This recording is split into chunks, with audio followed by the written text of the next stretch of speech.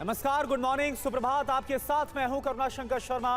वक्त क्विक 25 का है, लेकिन उससे पहले इस वक्त की बड़ी खबर का हम रुख कर रहे हैं। रूस के बेलग्रोड पर यूक्रेन की ड्रोन स्ट्राइक हुई है। यूक्रेन ने रूस के सैन्य ठिकाने पर अटैक किया। हमले में रूस के कई सैनिक मारे जाने का दावा है।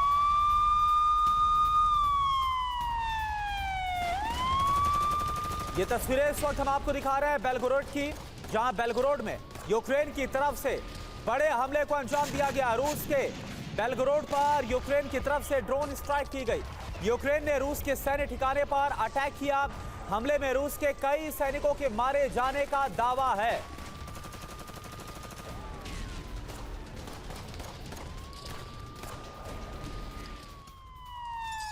और इस बीच खार्किव से बड़ी खबर। खार्किव पर रूस का भीषण मिसाइल हमला हुआ है। खार्किव के रिहायशी इलाके में आग लग गई। खार्किव के मेयर का दावा, हमले में 5 लोगों की मौत हुई है।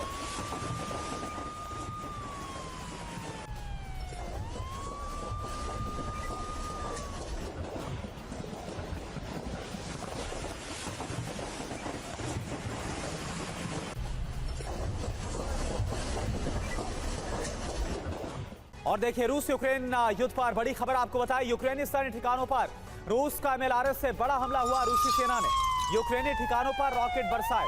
रूस के हमले में यूक्रेन के कई ठिकाने तबाह हो गए।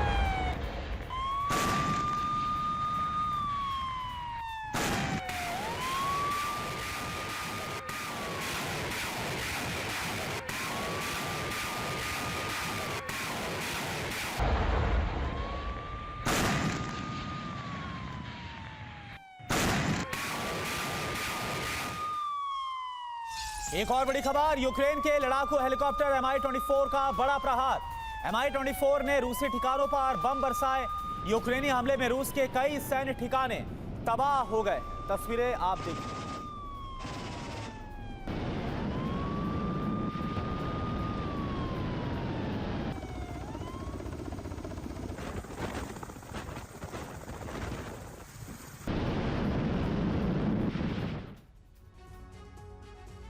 फ्रांस के राष्ट्रपति ने एक ऐसा कदम उठाने का फैसला ले लिया है जिससे पूरे यूरोप का मानचित्र बदल सकता है। रूसी खुफिया एजेंसी की रिपोर्ट है कि यूक्रेन युद्ध में फ्रांस अपनी सेना को उतारने वाला है। खबर यह भी है कि यूरोपियन यूनियन भी यूक्रेन में फौज उतारने पर विचार कर रही है। यह तय है कि अगर यूक्रेन युद्ध में NATO सेना उतरी तो विश्व युद्ध का बिगुल बज जाएगा। पुतिन ने इसकी तैयारी भी कर ली।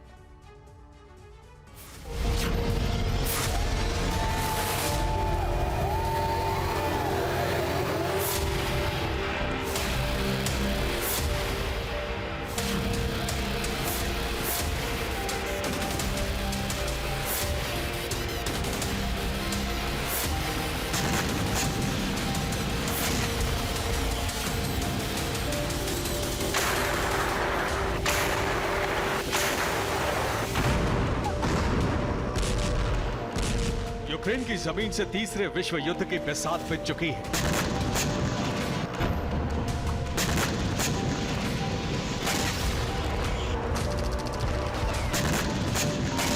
क्योंकि फ्रांस के राष्ट्रपति ने सेना को यूक्रेन पहुंचने का ग्रीन सिग्नल दे दिया है।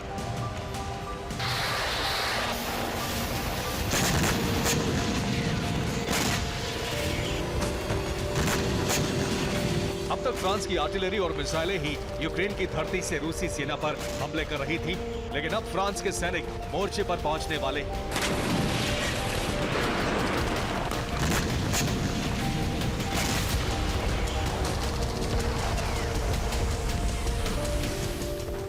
रूसी खुफिया एजेंसी FSB का दावा है कि फ्रांस गुप्त तरीके से अपनी सेना को यूक्रेन में उतारने का मन बना चुका है। रूसी खुफिया एजेंसी को यह जानकारी मिली है कि फ्रांस ने यूक्रेन में अपने सैनिकों को भेजने का फैसला ले लिया है।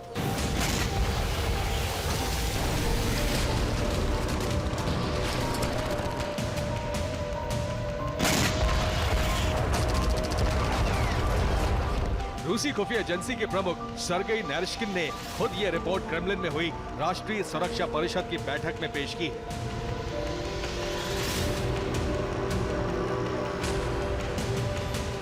इस रिपोर्ट में दावा किया गया है कि फ्रांस 2000 सैनिकों की टुकड़ी तैयार कर चुका है। इसे गुप्त तरीके से यूक्रेन के मोर्चे पर भेजा जाएगा। ये सैनिकों की पहली टुकड़ी है। इसके बाद फ्रांस दूसरी टुकड़ी भी यूक्रेन भेज सकता है।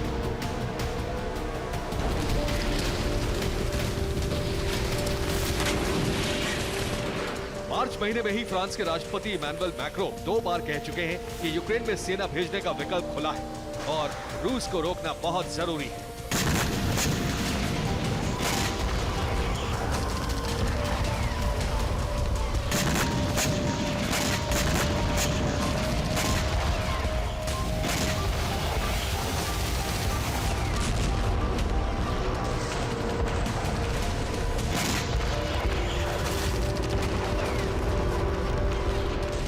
फ्रांस के राष्ट्रपति ने डिप्लोमेटिक बयान से ये भी संकेत दिए हैं कि युद्ध उनकी जमीन से दूर नहीं और फ्रांस की आत्मरक्षा के लिए सभी विकल्प खुले।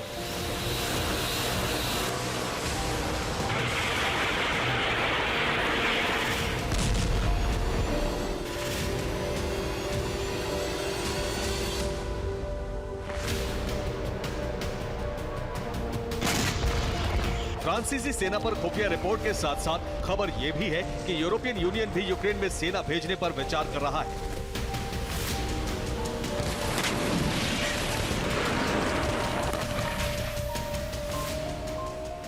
यूरोपियन यूनियन के एक अधिकारी ने दावा किया है कि ईयू समिट में मैक्रो के प्रस्ताव पर विचार किया जाएगा, लेकिन समिट के एजेंडे में इसे नहीं रखा गया है।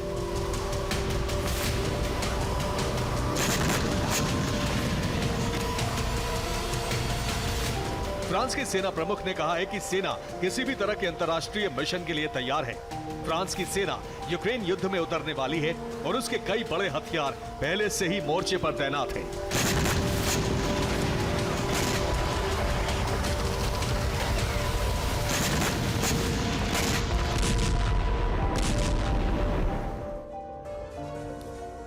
तो फ्रांस के कई अहम वेपन सिस्टम यूक्रेन में पहले से मौजूद है। इनमें पहले है एंटी टैंक सिस्टम यूक्रेन में फ्रांस से आए AT4 रॉकेट लॉन्चर, मिलान सिस्टम और मिलान मिसाइलें ईस्टर्न फ्रंटलाइन पर तैनात हैं। आर्टिलरी हथियारों में फ्रांस की TRF-1 होवित्जर है। सीजर गन और यूनिटरी रॉकेट लॉन्चर भी यूक्रेन को बहुत पहले ही दिए जा चुके हैं। Ground to air defence system की कैटेगरी में आने वाले कई अहम हथियार भी फ्रांस ने यूक्रेन को दिए हैं। इनमें Crotale NG, Crotale missile CM-200 radar, Mistral missile, SAM-T air defence system और एस्टर मिसाइल शामिल हैं।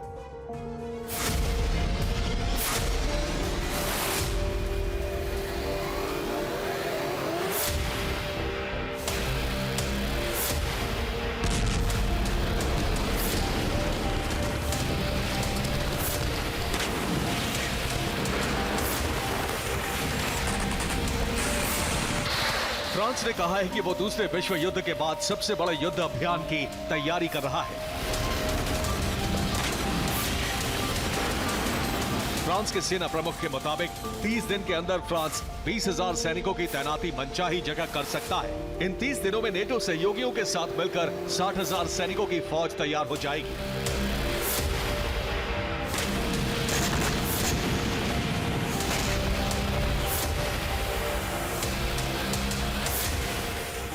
लेकिन सवाल यह है कि आखिर मैक्रो अचानक युद्ध के पक्षधर कैसे बन गए। मैक्रो अब तक रूस यूक्रेन के बीच शांति के समर्थक रहे हैं, लेकिन उनके रुख में आया बदलाव इस बात का संकेत है कि बाइडेन रूस पर दबाव बढ़ाने का रणनीतिक दांव चल चुके हैं। इसीलिए फ्रांस की सेना को उतारने का ऐलान बार बार किया जा रहा है। रूस के खिलाफ मैक्रो यूरोप में रक्षक की छवि बनाना चाहते हैं। विरोध प्रदर्शन और दंगों के बाद फ्रांस में मैक्रो की लोकप्रियता घटी है। मैक्रो रूस विरोधी कड़ा रुख अपनाकर अपनी छवि मजबूत करना चाहते हैं।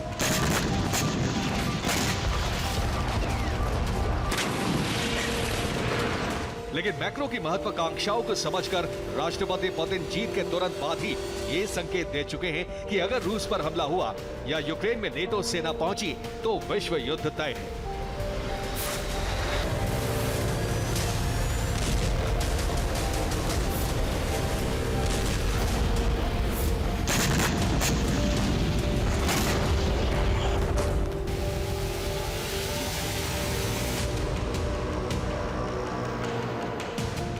यूरोप के देश अब पुतिन के खिलाफ एकजुट हो रहे हैं और कई देश एक साथ मिलकर रूस पर हमला कर सकते हैं।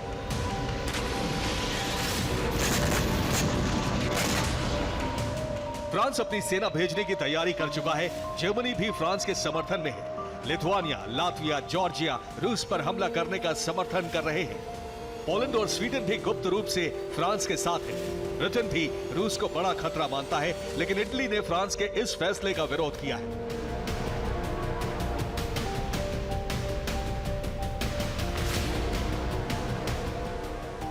इटली की प्रधानमंत्री जॉर्जिया मेलोनी ने कहा है कि फ्रांस के इस कदम से युद्ध यूरोप में फैल जाएगा और हमें किसी भी तरह इससे बचना चाहिए। रूस पर हमला हुआ तो रूस एक साथ कई देशों पर हमले कर सकता है।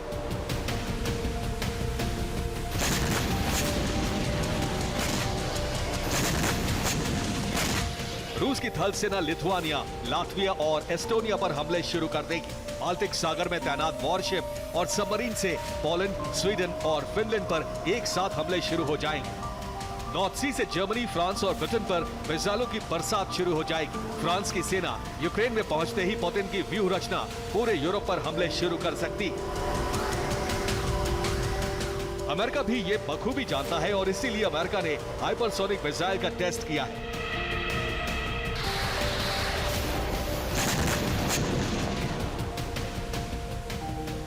अमेरिकी एयरफोर्स ने AGM-183A हाइपरसोनिक मिसाइल का टेस्ट किया है। मिसाइल B-52 बॉम्बर से लॉन्च की गई।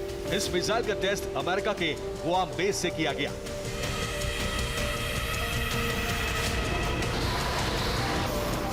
हाइपरसोनिक हथियारों की रेस में अमेरिका रूस से पीछे है, लेकिन इस टेस्ट के बाद यह माना जा रहा है कि अमेरिका में हाइपरसोनिक हथियारों का प्रोडक्शन शुरू हो सकता है।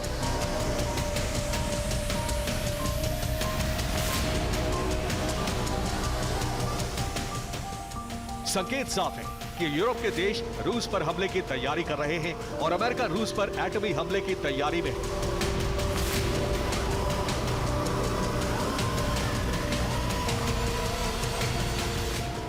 नेटो सेनाओं के यूक्रेन पहुंचते ही विश्व युद्ध की रणभेरी बच जाएगी। Bureau report, TV9 Bharatvarsh.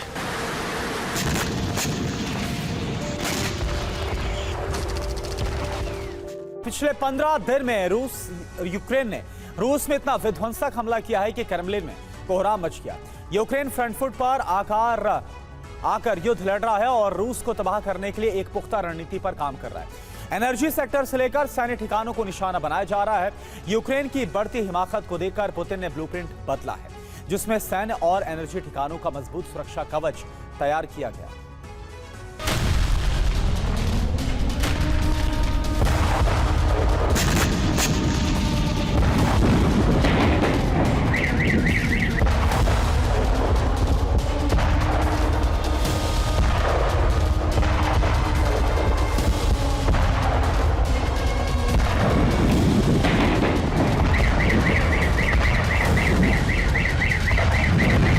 मानो ऐसा लग रहा है जैसे यूक्रेन में नई जान फूंक दी गई हो।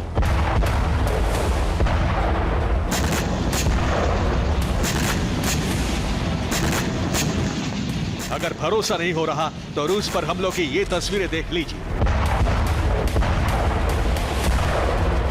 धुआं धुआं कर दिया। रूस की डिफेंस लाइन की धज्जियां उड़ा दी।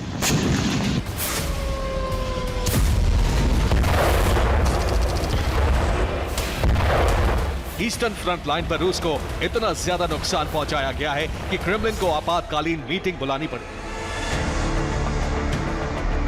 क्रेमलिन को तुरंत युद्ध नीति बदलनी पड़ी। आक्रमण के बजाय रूस डिफेंसिव मोड में आ गया। पिछले 2 साल में रूस की ऐसी स्थिति पहली बार देखने को मिल रही है। हालांकि रूस ने फिर से यूक्रेन पर हमले शुरू कर दिए हैं।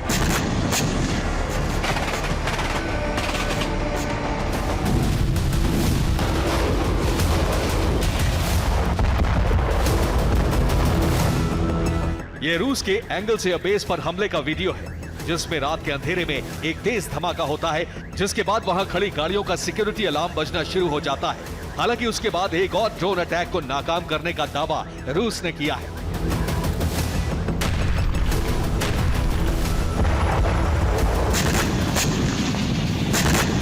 बेलगोरोद पर यूक्रेन ने सबसे ज्यादा हमले किए हैं। कुछ घंटे पहले बेलगोरोद के रिहायशी इलाके में बम गिराए गए, जिससे वहां खड़ी गाड़ियों में आग लग गई।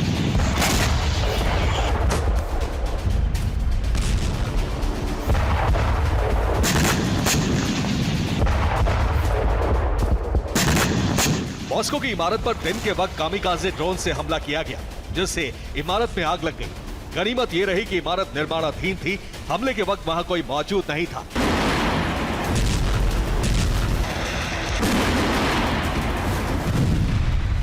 क्रास्नोदर में स्वार्म ड्रोन अटैक किया गया। काफी दूर तक धमाके की आवाज सुनाई दी। इस तरह के हमले क्रीमिया के बाहरी इलाके पर भी किए गए।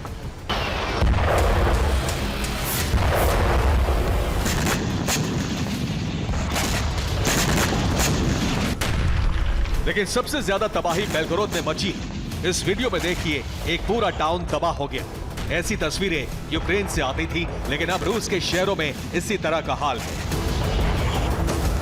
यूक्रेन अब रिहायशी इलाकों पर बम बरसा रहा है। बेलगोरोद में अस्पताल और स्कूलों पर भी बम रॉकेट बरसाए गए। Another day here in Belgorod region and another attack. Attacks on the region have intensified greatly in the last days. You can see car burned by the direct hit of Ukrainian RM-7T multi-launch rocket system. Actually, the Russian Ministry of Defense says that 8 aerial targets were intercepted, but unfortunately not all of them.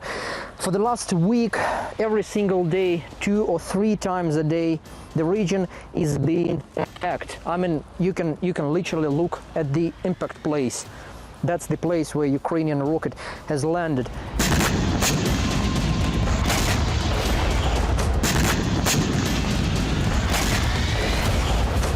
इतने विध्वंसक हमले से Belgorod और दूसरे इलाके दहल गए। चुनाव खत्म होने के बाद पुतिन ने पहली बार बेलगोरोद को लेकर बयान दिया है। उन्होंने कहा, दुश्मन को बख्शा नहीं जाएगा। इससे ज्यादा तबाही के लिए यूक्रेन तैयार रहे। Уже говорил об этом, просто не хочу сейчас в этой торжественной обстановке вдаваться в детали. Конечно, мы можем ответить тем же можем ответить. И по гражданской инфраструктуре, и по всем другим объектам подобного рода, по которым противник наносит удар. Вот. У нас есть свои взгляды на этот счет и свои планы. Будем идти. एक तरफ रूस के रिहायशी इलाकों पर हमला, दूसरी तरफ एनर्जी सेक्टर पर यूक्रेन हमला कर रहा है। ऐसे में पुतिन के सामने बड़ा चैलेंज है, कैसे एनर्जी सेक्टर को बचाया जाए, क्योंकि यूक्रेन एक ऐसे हथियार से हमला कर रहा है जो बेहद सस्ता और छोटा है, जिसके आगे रूस के डिफेंस सिस्टम नाकाम साबित हो रहे हैं। उस हथियार के बारे में और उससे तबाही के बारे में आपको बताते हैं। लेकिन पहले यह जानिए कि यूक्रेन के उस विध्वंसक हथियार ने रूस को पिछले 24 घंटे में कहां पर नुकसान पहुंचाया। यूक्रेनी ड्रोन ने एंगल्स एयरबेस को खाक कर दिया।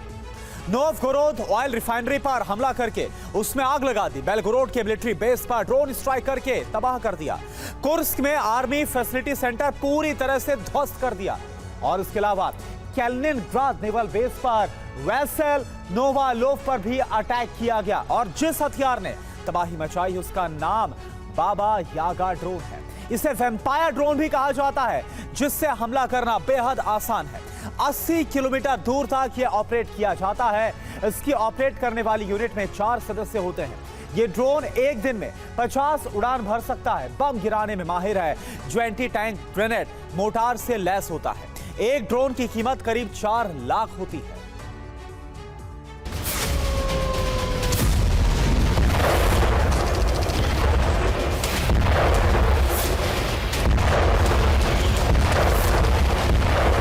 इसी ड्रोन से यूक्रेन ने इतनी तबाही मचाई है कि अब रूस तेल रिफाइनरी और दूसरे अहम ठिकानों पर पंचशीर डिफेंस सिस्टम लगाने जा रहा है।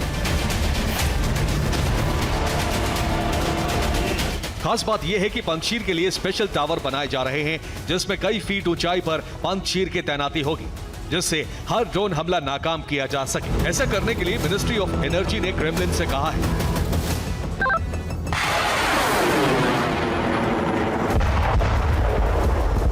अब रूस ने ड्रोन को टारगेट करने के लिए स्पेशल मशीन गन भी सैनिकों को दी है।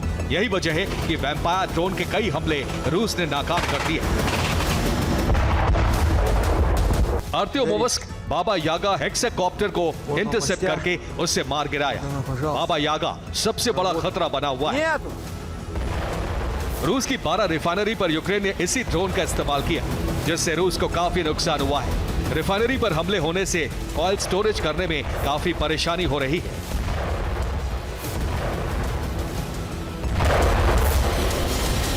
जिससे ग्लोबल पेट्रोलियम सप्लाई का संकट पैदा हो गया है, जो 3,50,000 बैरल प्रतिदिन नुकसान तक जा पहुंचा है। इस वजह से क्रूड ऑयल के दाम भी बढ़ रहे हैं। पिछले साल नवंबर से लेकर अब तक एक बैरल तेल का दाम $88 तक पहुंच गया है।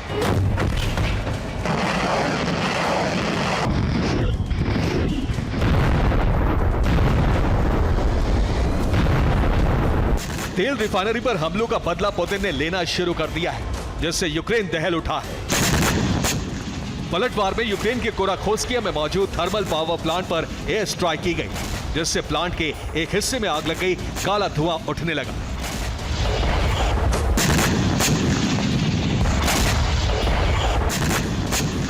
इसके अलावा कई इलाकों से यूक्रेनी सैनिकों को खदेड़ दिया गया, कई जगह पोस्ट तबाह कर दी गई।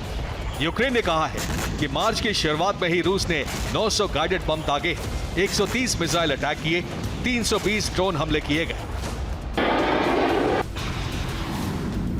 इतने ज्यादा हमलों को देखते हुए जेलेंस्की ने नेटो देशों से ज्यादा डिफेंस सिस्टम मांगे हैं, क्योंकि जेलेंस्की को इस बात का अंदाजा है कि पुतिन बेलगोरोद का बदला लेने के लिए यूक्रेन के कई इलाकों को शमशान बना देंगे। Bureau report, TV9 Bharatvarsh. और वहीं खबर है कि यूक्रेन युद्ध का अभी तक का सबसे खतरनाक दौर शुरू होने जा रहा है। पुतिन ने जो ऐलान किया है उससे यूक्रेन के साथ साथ पूरा नेटो परेशान है। 5वीं बार रूस का राष्ट्रपति बनने के साथ ही व्लादिमीर पुतिन ने अपने खतरनाक इरादों का इजहार कर दिया है। रूसी सेना युद्ध भूमि में बफर जोन बनाने जा रही है और सवाल यही है कि आखिर पुतिन की बफर प्लान के पीछे की रणनीति क्या है? क्या इस एक चाल से यूक्रेन की पराजय निश्चित हो जाएगी? अगर हां, तो फिर अब नेटो का अगला कदम क्या होगा?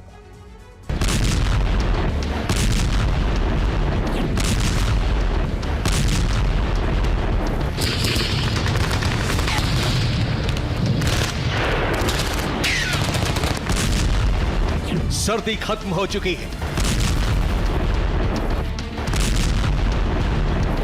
गर्मी शुरू हो चुकी है।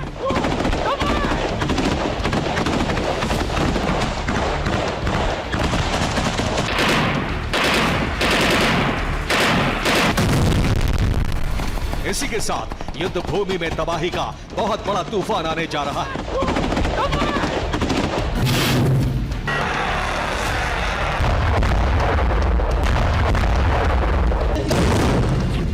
5वीं बार रूस का राष्ट्रपति बनने के साथ ही पुतिन अब वो करने जा रहे हैं जिससे यूक्रेन का अस्तित्व समाप्त हो सकता है।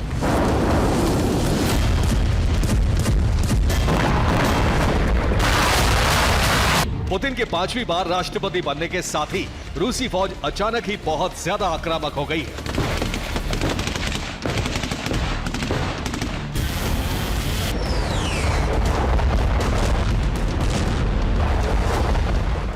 अब पुतिन युद्ध भूमि में सुरक्षा का ऐसा चक्र बनाने जा रहे हैं जो यूक्रेन के खात्मे की वजह बन सकता है।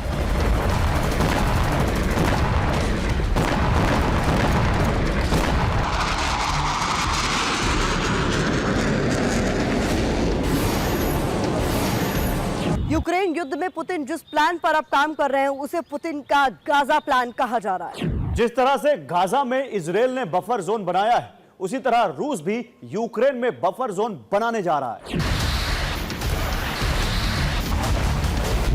ये वो बफर जोन होगा जो न सिर्फ रूसी शहरों की सुरक्षा करेगा बल्कि यूक्रेनी शहरों में वज्रपात भी करेगा।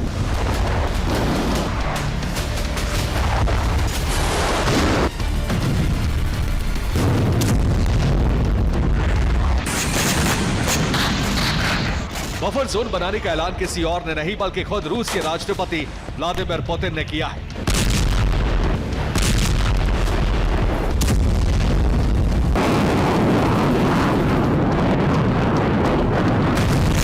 Сейчас не готов говорить по поводу того, что и как мы должны присоединять и когда, но не исключаю, что, имея в виду происходящие сегодня трагические события, мы вынуждены будем в какой-то момент, тогда, когда посчитаем целесообразным, создать определенную санитарную зону.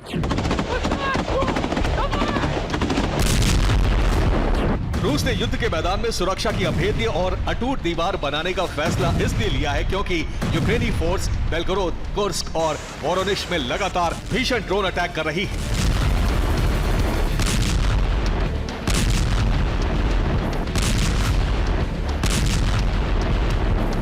बेलगोरोद में यूक्रेन के साथ साथ रूस के विद्रोही संगठन भी हमलों को अंजाम दे रहे हैं। इसमें रूस को बहुत बड़ा नुकसान पहुंच रहा है।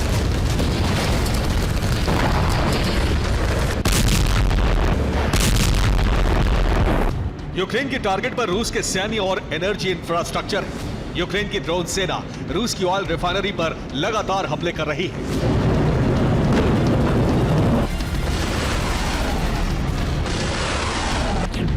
एक रिपोर्ट के मुताबिक यूक्रेन ने हाल फिलहाल रूसी ऑयल रिफाइनरी पर जो हमले किए हैं, उससे रूस की हर दिन तेल बनाने की क्षमता 6 लाख बैरल कम हो गई है।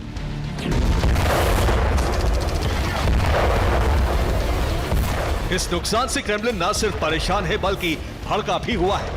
यही वजह है कि अब यूक्रेन के हमलों को रोकने और यूक्रेनी शहरों पर अब तक का सबसे बड़ा और भीषण वज्रपात करने के लिए रूसी सेना युद्ध के मैदान में बफर जोन बनाने जा रही है। रूस सुमी से लेकर अवदिव्का तक बफर जोन बनाने की तैयारी कर रहा है। सिक्योरिटी जोन बनाकर रूसी सेना यूक्रेन के हमले को रोकेगी। बफर जोन में घातक हथियार, एयर डिफेंस सिस्टम, हजारों सैनिकों की तैनाती होगी और इसके जरिए रूसी धरती पर यूक्रेन के हमलों को रोकने की स्ट्रेटेजी को तैयार किया गया है। बेलगोरोड, कुर्स्क और वोरोनिश में रूस जो हमले कर रहा है उन्हें रोकने का प्लान है और इसके अलावा बफर जोन के जरिए बेलगोरोड में विद्रोहियों के हथियार सप्लाई को भी काटा जाएगा। बफर जोन से रूसी सेना सिर्फ रक्षा ही नहीं करेगी बल्कि आक्रमण भी करेगी। रूसी सेना बफर जोन से दक्षिणी यूक्रेन पर हमला भी करेगी।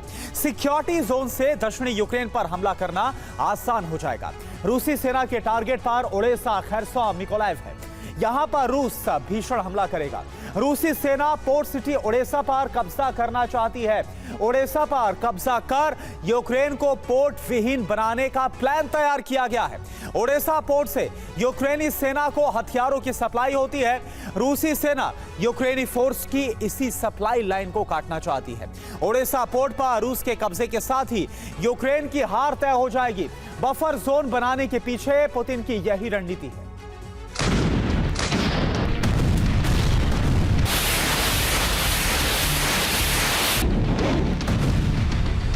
बफर जोन बनाने के लिए सुमी से अवदिव्का तक रूस के हमले बहुत तेज हो गए हैं। रूसी सेना भीषण हमले कर उन इलाकों को क्लियर कर रही है जहां उसे बफर जोन बनाना है।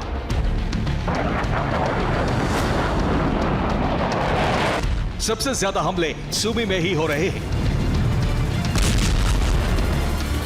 20 मार्च को रूस ने सुमी में 42 बार हमले किए। इस दौरान सुमी की धरती पर 112 धमाके हुए। 19 मार्च को रूसी फौज ने सुमी में 30 बार हमले किए। इसकी वजह से 90 बड़े ब्लास्ट हुए। 18 मार्च को पुतिन सेना ने 69 हमले किए। 378 धमाके रिपोर्ट किए गए। 17 मार्च को रूस ने सुमी की धरती पर 500 से ज्यादा स्ट्राइक की।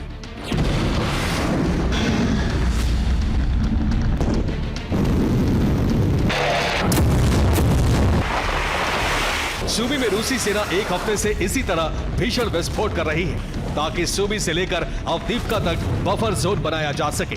पुतिन के खतरनाक इरादे को देखते हुए अमेरिका समेत नेटो देश डर गए हैं। अमेरिकी रक्षा मंत्री लॉयड ऑस्टिन ने जो कुछ कहा है उससे नेटो का भय दुनिया के सामने आ गया है।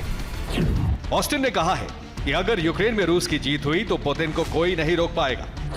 अमेरिका यूक्रेन को युद्ध में किसी भी कीमत पर हारने नहीं देगा। पश्चिमी देशों ने जल्द ही सैन्य मदद नहीं दी तो यूक्रेन का अस्तित्व खतरे में पड़ सकता है।